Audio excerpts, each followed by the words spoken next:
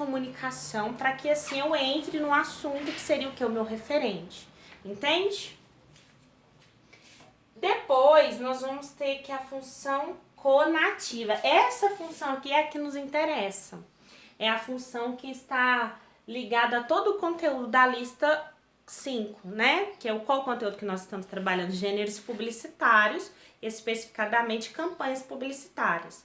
Então, tudo que está ligado ali ao meio publicitário envolve a função conativa ou apelativa. Podem aparecer os dois termos. A função conativa é aquela em que a ênfase está no receptor, ou seja, quando eu, na condição de jornalista, ou seja o que for, vou criar uma campanha publicitária, eu não estou preocupada comigo, né? Se eu gosto do produto, se eu gosto da ideia, eu não estou preocupada com o que eu penso sobre aquilo. Eu estou preocupada com quem? Com o meu receptor, ou seja, o interlocutor. Ele é o meu foco. Então, todas as vezes que o foco não é o emissor, o foco não é o assunto, o foco não é o canal, eu não estou interessada em como eu vou transmitir isso, né? O foco é quem? Você, o interlocutor, né? Então, todas as vezes que eu tiver como foco o interlocutor, eu vou ter como função a conativa. Para isso, a intencionalidade é o quê? Persuadir o leitor, ou interlocutor, melhor dizendo. Convencer. Vemos estruturalmente a presença de verbos no imperativo. Se vocês olharem aquele material que eu disponibilizei, lá fala sobre isso. Então, se eu tenho a intenção de convencer, se eu tenho a intenção de persuadir aquela pessoa, eu vou usar sempre verbos no imperativo, os quais têm a intenção de identificar a forma como o outro deve agir. O que são os verbos no imperativo? São aqueles verbos que estão te dando uma ordem. Eles estão te direcionando a como fazer algo. Como que você deve se comportar. Então, se você pega, por exemplo, uma campanha ou um anúncio publicitário, se você observar os verbos, eles estão falando compre, adquira. Então, os verbos, eles sempre estão no imperativo. Por mais que você ache que eles não estão te dando uma ordem, indiretamente, eles estão te ordenando a fazer aquilo, a comprar aquele produto, a comprar aquela ideia, né? Eu também vou encontrar verbos no imperativo, por exemplo, na receita de bolo, que ela está te orientando a como fazer um bolo.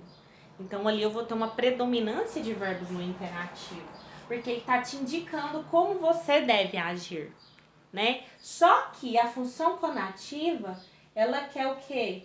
Te persuadir, te convencer, né? Podemos identificar a ocorrência desse tipo de função em textos de caráter publicitário, que é o caso que nós estamos estudando. Discursos políticos, religiosos, e também em cartas argumentativas. Por que discurso político? Porque o discurso político ele não quer te convencer, ele não quer convencer você a votar no candidato X ou não votar no candidato Y. Então, por isso eu vou usar o quê? Persuasão. O discurso religioso da mesma forma, ele quer convencer você a acreditar em tal crença ou desacreditar em tal crença. Então, ele vai o quê? Te persuadir. Então, nós vamos ter aqui a função conativa. Assim, quando o emissor, locutor, tenta influenciar o receptor, que é o interlocutor, certamente estamos diante da função conativa, né? Então, todas as vezes em que eu, na condição de emissora, tento te desviar, te convencer, mudar a forma que você pensa, eu vou ter ali a função conativa, né? Depois nós vamos ter aqui a função metalinguística. Se eu voltar aqui, lá no folhetinho, olha aqui, eu pedi para vocês anotarem na frente de código, língua, né? A função metalinguagem, ela tem como elemento da comunicação o código. Qual que é o nosso código? A língua portuguesa, no caso aqui no Brasil.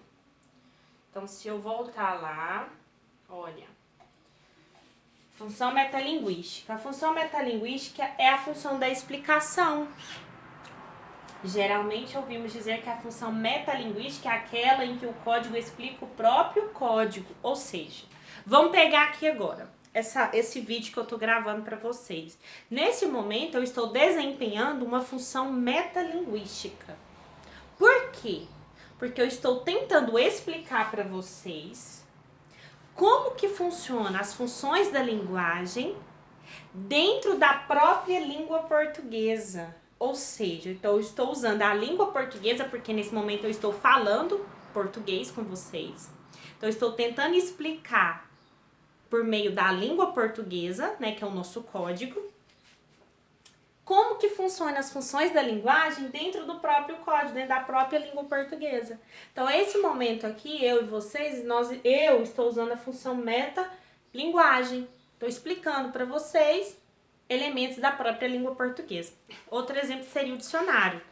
O dicionário, ele está ali a todo momento usando a língua portuguesa para explicar palavras da própria língua portuguesa.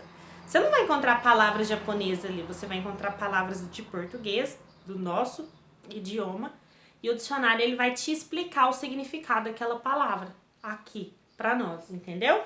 Função metalinguagem.